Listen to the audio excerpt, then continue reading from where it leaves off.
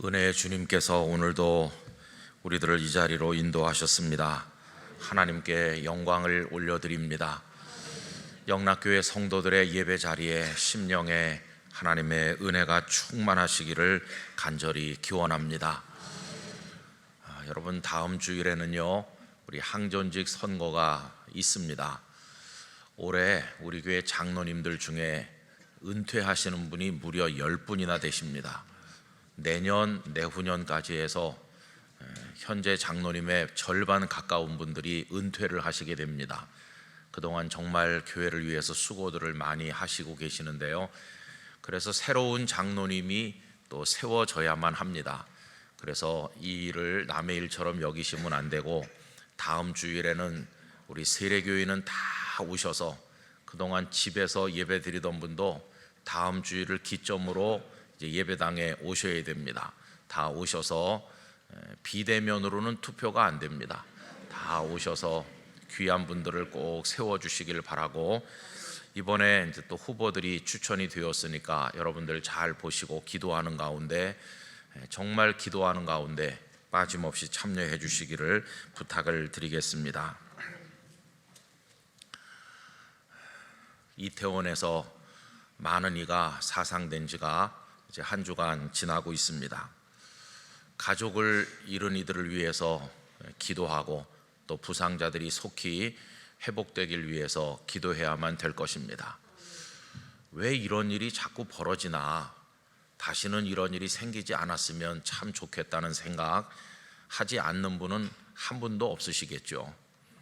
그런데 그 일이 있고 나서 그 다음 날인가 인도에서도 다리가 무너져서 140여 명의 사람들이 목숨을 잃었다는 뉴스를 보았습니다. 이런 사고는 동서고금을 막론하고 무수하게 일어났고, 또 지금 어디선가도 일어나고 있고 앞으로도 계속 일어날 것입니다. 너무나 안타깝지요. 이사야서 7장 3절에 보면 다음과 같은 말씀이 있습니다. 그때 여호와께서 이사야에게 이르시되 너와 네 아들 스알야숲은 윗못 수도 끝 세탁자의 밭 큰 길에 나가서 아하스를 만나, 이렇게 나오는 가운데 거기 윗못이라고 표현된 부분이 있습니다. 이 윗못은 예루살렘 성 남쪽에 있는 연못을 말하는 건데, 그게 기혼샘이라고 성경에 되어 있어요. 거기 물이 이제 나오는 곳이죠. 사람들이 이 기온샘에서부터 예루살렘 성 안으로 수로를 길게 파서 그 기온샘에 솟아나는 물이 수로를 통해 성 안으로 들어오게 해가지고 두 군데 고이게 만들었는데, 연못같이. 이제 그 중에 하나가 여러분이 익숙하게 아시는 실로암이라고 하는 것입니다. 그런데 그 실로암 연못 옆에 높은 망대가 있었는데, 이 망대가 예수님 당시에 무너져 내려서 그 망대 주변에 있던 18명이 죽게 되었습니다. 오늘 본문에서 예수님께서 그 일을 언급하신 것이죠. 아마도 예루살렘 주민들에게 큰 충격을 주었을 것이고, 사람들이 모여 앉기만 하면 그 이야기를 나누었으리라고 생각이 됩니다. 근데 그 18사람이 어떤 사람들인지를 알지 못하죠. 그런데 그 당시 여러 가지 상황들을 고려하면서 추측을 하기도 합니다. 예를 들면 베데스다 연못, 여러분 아시잖아요. 베데스다 연못에 물이 움직이면 제일 먼저 들어가는 사람은 병을 낫게 된다, 이런 이야기가 실로암에도 있었고, 그래서 병든 자들이 실로암 주변에 모여 있었는데 그 망대 붕괴 사고로 그 중에 죽은 이들이 있을 것이다. 혹은 예루살렘 성전에 올라가서 하나님 앞에 경배하기 위한 준비로 이 실로암 못에서 몸을 씻는 사람들이 있었을 텐데, 어쩌면 그들 중에도 사망자가 있었을 것이다. 또 그 실로암 못과 그 수로를 관리하는 사람들이 있었을 텐데, 그들도 거기서 일하다가 사고를 당했을지 모른다, 뭐 이런 추측들을 하고 있기도 해요. 자, 어쨌든 이 실로암 망대 붕괴 사고는 오늘 이태원 사고를 당한 우리들에게 여러 가지를 시사해 준다고 생각이 듭니다. 이런 사고, 사건들, 전쟁들, 무수하게 일어나는 사회적 혼란 앞에서 우리 성도들은 어떤 마음가짐을 가지고 살아가야만 되는 것인지 오늘 예수님의 말씀을 통해서 그거를 한번 생각을 해보려고 합니다. 근데 우리가 오늘 2절 말씀을 읽으면서 느끼는 것은 사람들이 모여 앉아서 했을 많은 이야기들이 있을 텐데 그 이야기들하고 예수님께서 하시는 말씀하고는 전혀 방향이 다르다 하는 걸 우리가 알 수 있습니다. 여러분, 사람들은 어떤 말을 주고받았을까요? 아마 많은 사람들이 개탄을 하면서 세상이 말세라고 말했을 것 같아요. 로마 제국이 전쟁을 일으켜서 연약한 나라들을 점령을 하고 우리 유대도 식민지로 삼고 많은 사람 죽이고 다 수탈하는데, 그러지 않아도 이렇게 어려운 세상인데 사고는 왜 나는 건가? 이 망대 사고로 인해서 내가 잘 아는 아무개도 세상을 떠났다네, 뭐 이런 말을 하면서 정말 이 세상 말세야 말세, 이런 탄식을 하는 사람들이 아마도 있었을 것 같습니다. 여러분, 우리가 사는 세상도 다를 바는 없죠. 푸틴이 전쟁을 시작을 해서 아까운 사람 피 알을 가리지 않고 많이 죽어나가고 있잖아요. 그로 인해서 발생한 여파가 경제적인 혼란으로 이어져서 세계 경제가 굉장히 어려워지고 있습니다. 생태계는 다 파괴되고 곳곳에서 자연재해가 일어나고 있습니다. 아담과 하와의 범죄 이후로 세상은 다 무너지고 망가져가지고 뒤죽박죽이 돼 있는 거죠. 눈앞에 벌어지는 상황을 가만히 보면 뭐 어디서 어떻게 수습을 시작해야 되는지 알 길이 없질 않습니까? 그래서 모두가 탄식하는 거죠. 말세라고, 진짜 세상이 말세야. 우리도 그런 얘기 하지 않습니까? 또 아마 그때 그 사람들이 모여 앉으면 원인을 조사해야 된다고 말하는 사람도 많았을 것 같아요. 아니, 그게 갑자기 무너지는 게 아니고 서서히 무너질 조짐이 어딘가 있었을 텐데 관리하는 사람들이 좀 면밀히 살펴서 사전에 발견을 해서 방비를 잘 했으면, 보수 공사도 하고 그랬으면 그런 일 없었을 텐데, 어떤 사람은 더 올라가서 그 설계부터가 문제가 있는 게 아닌가, 아니면 공사비를 빼돌렸나, 부실 공사는 아닌가, 뭐 이런 얘기 많이 하지 않았겠어요? 아마도 제일 많이 입에 담아 말한 것은 그 죽은 이들에 관한 이야기일 것 같아요. 여러분, 죽은 이들을 처음에는 불쌍히 여깁니다. 그런데 개 중에는요, 이상하게 말하는 사람도 있거든요. 왜 하필 거기 망대 아래 가 있었대? 이렇게 말하는 사람 없었겠습니까? 있지요. 또 성전에 올라가서 경배하려고 몸을 씻는 사람들, 아니면 물이 움직일 때 먼저 들어가서 병이 나으려는 사람들, 다 하나님 앞에 뭔가 정성이 부족하니까 하나님께서 꾸중하신 게 아닌가, 이런 말 하는 사람도 뭐 있었을 것 같아요.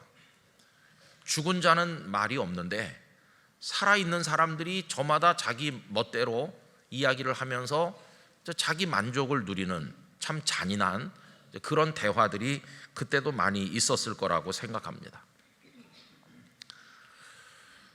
이태원에 사고가 난 지 이제 한 주간이 지나고 있는데 우리 사회는 벌집을 쑤신 것 같이 좀 시끄러워요. 그런 축제가 왜 생겼나? 족보도 정확히 모르는 외국에서 흘러들어온 퇴폐적 축제가 상업주의와 결합돼 가지고 애꿎은 사람들을 끌어모아서 그렇게 된 거다 하는 얘기부터, 뭐 거기 불법 건축물들이 많이 있어서 운신할 수 있는 공간이 다 좁아져 가지고 사고가 난 거라는 등, 경찰이 좀 일찍 많이 가서 이렇게 안내를 했으면 좋았을 텐데 경찰이 제대로 못해서 그렇다는 얘기부터 해서 뭐 별별 얘기가 다 있어요.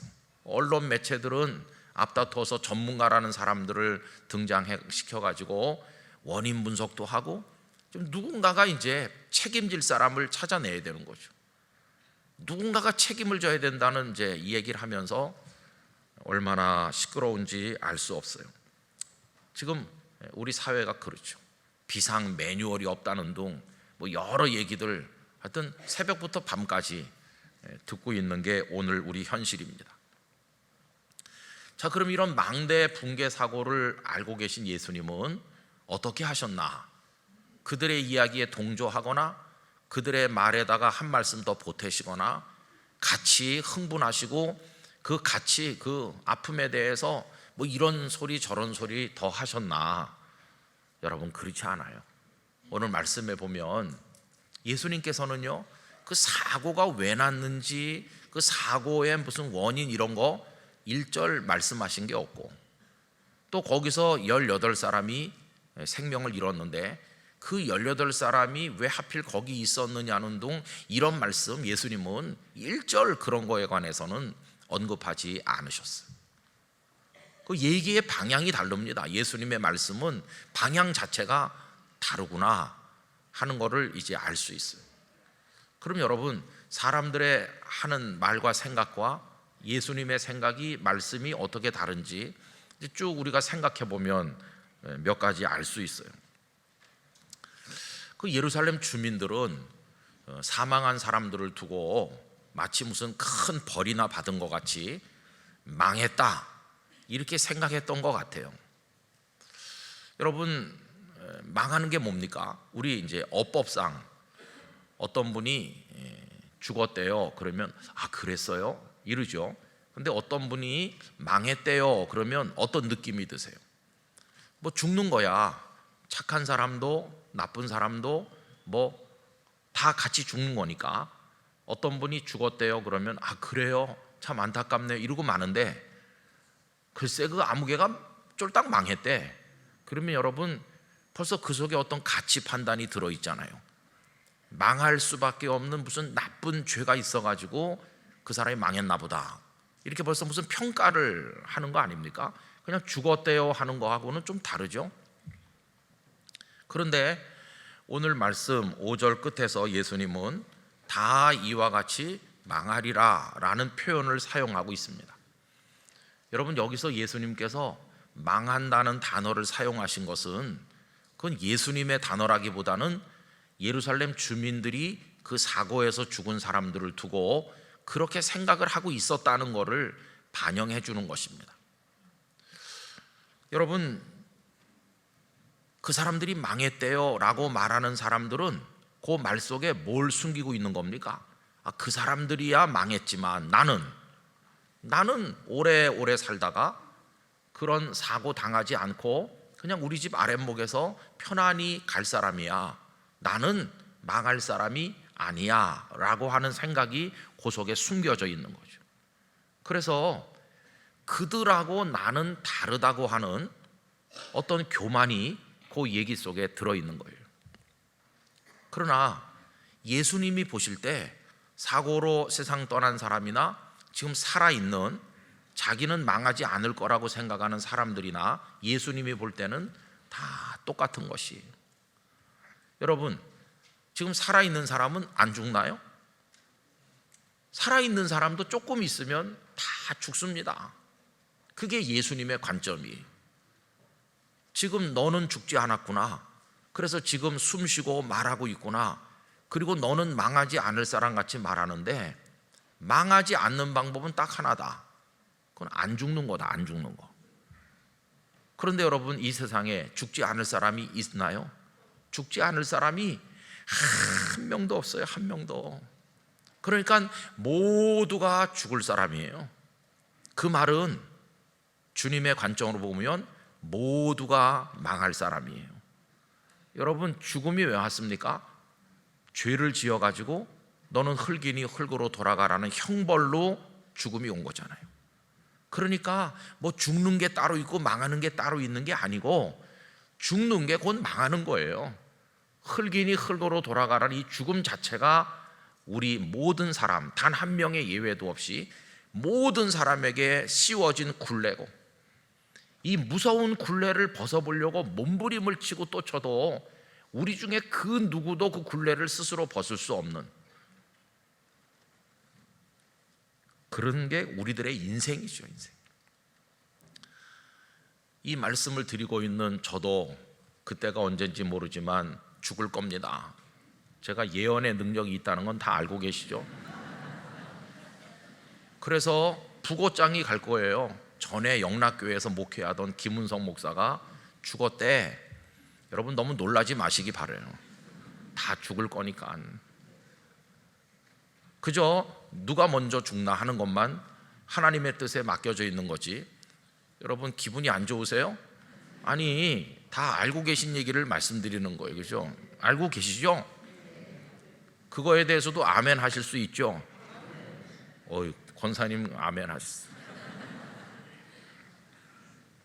그러니까 이 문제 앞에서 나는 안 망해, 나는 안 죽어 이러면서 교만해도 좋을 사람 있나요?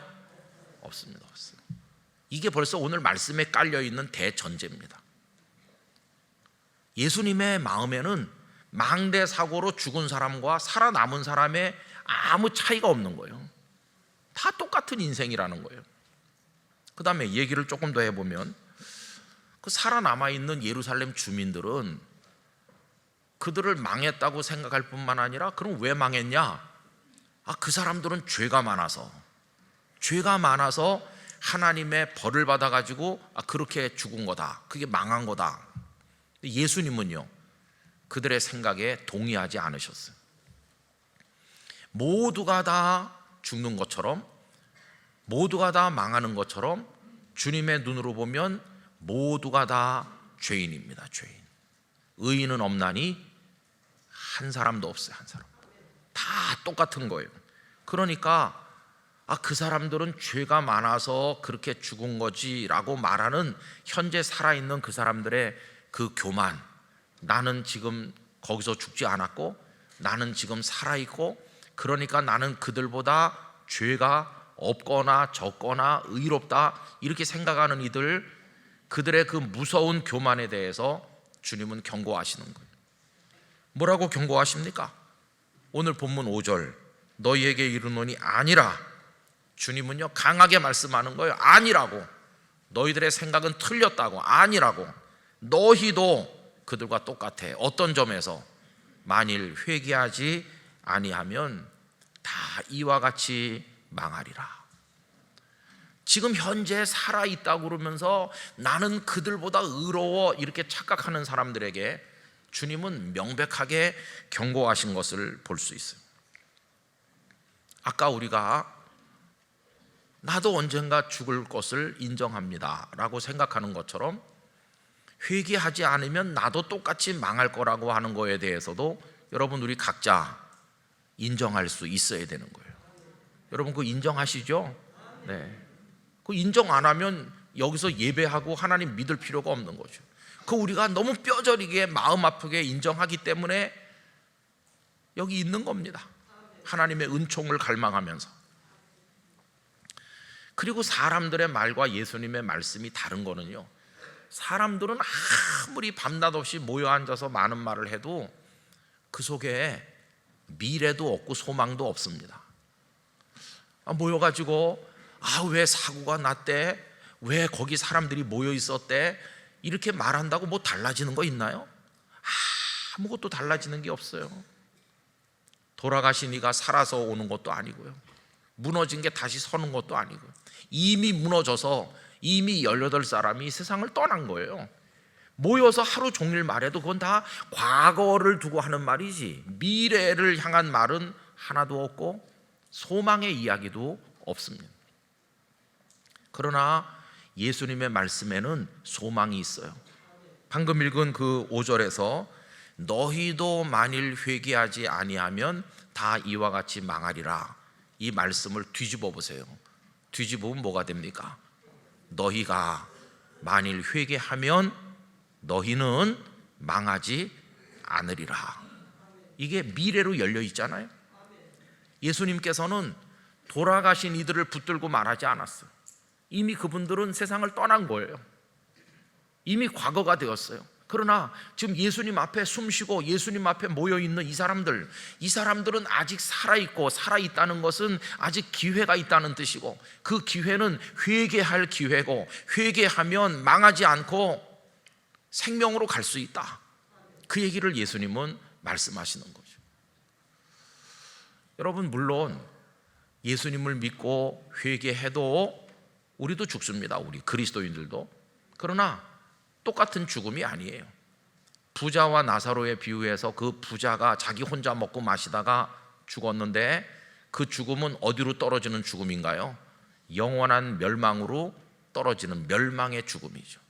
그러나 하나님을 경외하고 예수 그리스도 안에서 자기 죄를 회개하고 십자가 보혈로 씻김 받은 사람들도 죽지만 그 죽음은 멸망의 죽음이 아니라 그 죽음의 문을 통과해서 영생으로 나가는, 생명으로 나가는 축복의 죽음이 되는 것이 전혀 다르죠, 이야기가. 그러니까 예수님께서 회개하지 않으면 망한다고 할 때 그거는 영원한 멸망을 말하는 거고, 회개하면 망하지 않을 거라는 그 뒤집은 얘기 속에는 소망이 있는 것이. 여러분, 예수님께서 이 땅에 오셔서 던지신 첫 메시지 아시잖아요. 회개하라, 천국이 가까이 왔느니라. 그때도 회개를 얘기하셨잖아요. 여기도 똑같습니다. 회개하면 망하지 않는다. 회개하면 영원한 멸망에 떨어지지 않고 영생의 나라로 갈 수 있는 길이 있다. 너희에게는 아직 희망이 있다. 여러분 잘 보십시오. 그럼 예수님은 이미 벌어진 사고에 대해서도 아무 말씀도 안 하고 이미 세상 떠난 이에 대해서도 뭐 가타부타 아무 얘기도 안 하셨어요. 예수님은 남아있는, 너희라고 불리는 살아있는 사람들을 향해서 말씀하셨어요. 이게 초점입니다. 그럼 여러분, 우리는 어떻게 이 말씀을 정리해야 될까요? 이렇게 정리할 수 있어요. 첫째는요, 이 사고를 두고 모여 앉아가지고 유튜브에서 본 거, TV 뉴스에서 본 거, 뭐 이런 얘기 저런 얘기 할 필요가 있을까요? 없을까요? 할 필요가 없어요. 아무리 해봤자 갑론을박해도 해결되는 게 아무것도 없어요. 여러분, 우리 성도들은 거기에다가 이상한 이야기를 보태는 그 시간에 기도하시기 바랍니다. 기도. 나라를 위해 기도하셔야 돼요. 사회적 혼란이 끝나도록 기도해야 돼요. 우리 사회가 이 아픔을 통해서 갈라지는 게 아니라 하나 되도록 기도해야 돼요. 기도. 그리고 그 부상자들과 그 유가족들을 위해서 기도해야 되고, 당국에서 좀 지혜를 가지고 잘 수습하고 이런 사고가 발생하지 않는 대책을 세우도록 우리는 지금 기도할 때지 말할 때가 아니에요. 말해봤자 그냥 내 가슴 네 가슴 휘업하는 거고 아프기만 하지 해결되는 게 아무것도 없어요. 그러나 기도는 입에서 나오지만 말과 다른 줄 믿습니다. 기도는 하나님의 은혜를 받게 하는, 그래서 기도해야 되는 거예요. 기도. 그 다음에 두 번째로, 살아있다는 것만으로 여러분 절대 만족하시면 안 돼요. 아까 말씀드렸죠. 죽은 사람들은 망한 거야, 그 사람들은 죄가 많아서 망한 거야, 이런 생각이 잘못됐다는 걸 아까 말씀드렸죠. 여러분, 주님이 보실 때는 지금 살아있다는 게 자랑거리가 하나도 아니에요. 이미 세상 떠나신 분들 중에도 하나님을 잘 믿고 사고로 죽은 이 중에도 구원받을 사람들이 있습니다. 그러나 지금 살아서 나는 살아있어, 나는 안 망해, 나는 죄가 없는 사람이야, 이렇게 교만한 자들 중에도 조금 더 있다가 영원히 멸망할 자들이 수두룩하게 있는 거 아니에요.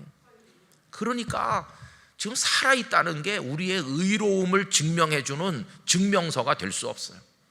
살아있다는 거 너무 자신하면 안 돼요. 그냥 주님께서 기회를 주셨을 뿐이에요. 어떤 기회? 회개할 기회. 그 기회가 있을 뿐이지 죽은 자보다 내가 더 의롭다든지 뭐 이런 생각, 그건 다 잘못된 것이에요. 여러분, 그저 살아있다는 것 자체가 감사한 것 뿐이지, 그래서 기회가 있는 거지, 그 자체가 뭐 우리의 구원을 보장해 주는 건 절대로 아니라는 걸 알아야 됩니다. 그러면 이제 마지막으로 예수님의 말씀은 사고에 초점이 있지도 않고 돌아간 이들에게 초점이 있지도 않고, 예수님은 누구에게 초점을 맞췄습니까? 당신 앞에 지금 있는 너희라고 불린 그들에게 초점을 맞춰서 너희가 회개해라, 그리고 망하지 말아라, 이렇게 하시는 거잖아요. 그럼 오늘 이런 사태 앞에서 주님의 초점은 누구에게 있을까요? 우리에게 있는 거, 우리. 그 사고를 바라보고 마음 아파하고 있는 우리들, 아직 살아서 숨쉬고 있는 우리들에게 주님의 관심이 있는 것이고, 너희라도 회개해라, 너희도 회개하지 않으면 어떤 일 당할지 모른다, 기회를 주시고 계시다는 걸 절대로 잊어서는 안 될 것이. 여러분, 우리가 또 착각하는 것 중에 하나는 예수님을 잘 믿으면 나는 영영 사고를 안 당해, 그렇게 생각하십니까? 믿음 생활 잘하는 권사님도 교통사고도 당하고, 우리 6.25 전쟁 때 많은 젊은이가 죽었는데 전부 다 하나님을 안 믿는 뭐 아주 악한 그런 사람들만 죽었나요? 아니요. 장로님 아들도, 목사님 자녀들도 6.25 전쟁 때 전사도 하고. 그래서 여러분, 나이가 몇 살 될 때까지 사는지, 또 어떤 상황에서 죽음을 맞이했는지, 죽음의 원인이 무슨 병인지 사고인지, 뭐 수가 다해서 가셨, 이런 건 하나도 중요한 게 아니에요.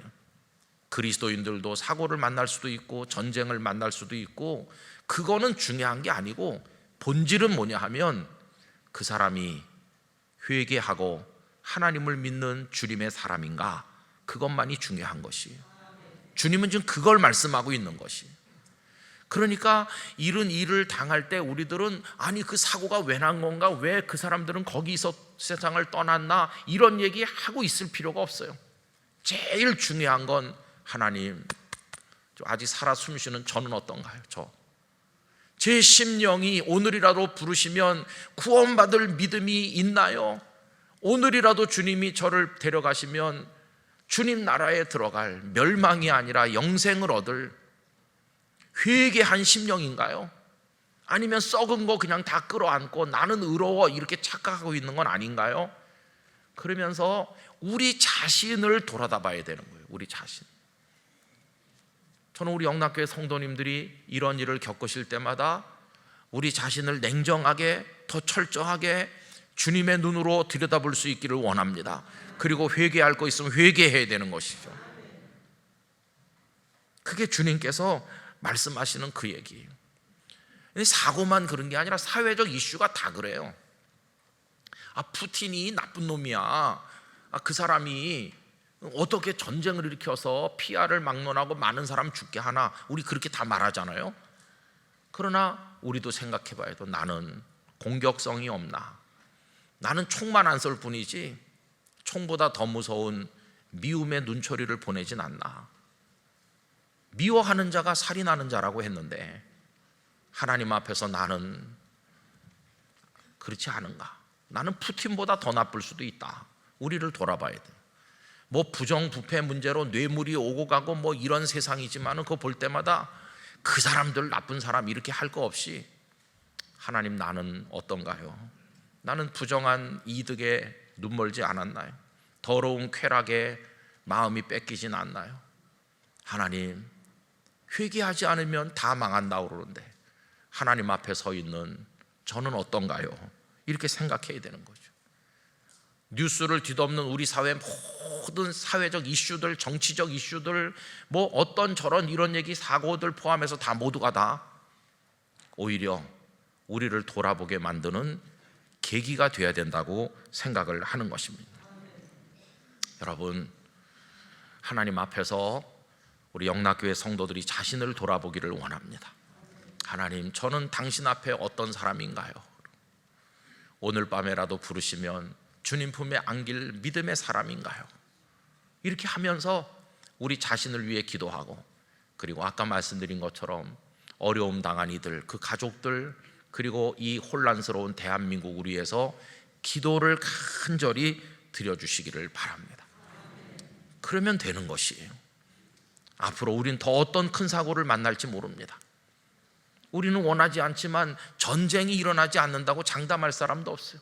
김정은은 매일같이 뭘 하고 있잖아요. 요새 다시 어린아이가 돼서 전쟁 놀이를 하는 것 같아요. 참 우리 바로 머리 위에서 그런 걸 하고 있으니까 참 불안하죠. 근데 우리 살아있는 동안에 어떤 일이 벌어질지 아무도 모르는 가운데 그런 일을 당하기도 하는데, 그럴 때마다 막 흔들리면서 무너질 것이 아니라, 망대는 무너질지라도 하나님, 저는 하나님 앞에 든든히 서겠습니다. 믿음으로 서겠습니다. 세상이 다 망대처럼 무너진다 할지라도 하나님, 영락교회 성도들은 더 굳건하게 믿음을 세우게 하여 주시옵소서. 그렇게 기도해야 되는 것이, 이 혼란의 때 같이 흔들리지 마시고 만세 반석 되신 우리 하나님께, 거기에 여러분의 인생을 세우시기를 바랍니다. 선하신 주께서 우리 한 사람 한 사람 위로해 주시고 우리를 돌아보게 하시고 은혜의 사람이 되도록 인도해 주시기를 간절히 축원합니다. 기도하겠습니다. 아버지 하나님, 너무 어렵고 혼란스럽고 비극적이고 마음 아픈 말세 같은 세상입니다. 그 속에서 같이 흔들리다 쓰러지지 말게 해주시고 하나님 앞에 저희 자신을 돌아보게 하시고 회개할 거 있으면 회개하게 하시고 망대가 무너져도 영락의 성도들은 든든히 서게 하여 주시옵소서. 예수님의 이름으로 기도하옵나이다. 아멘.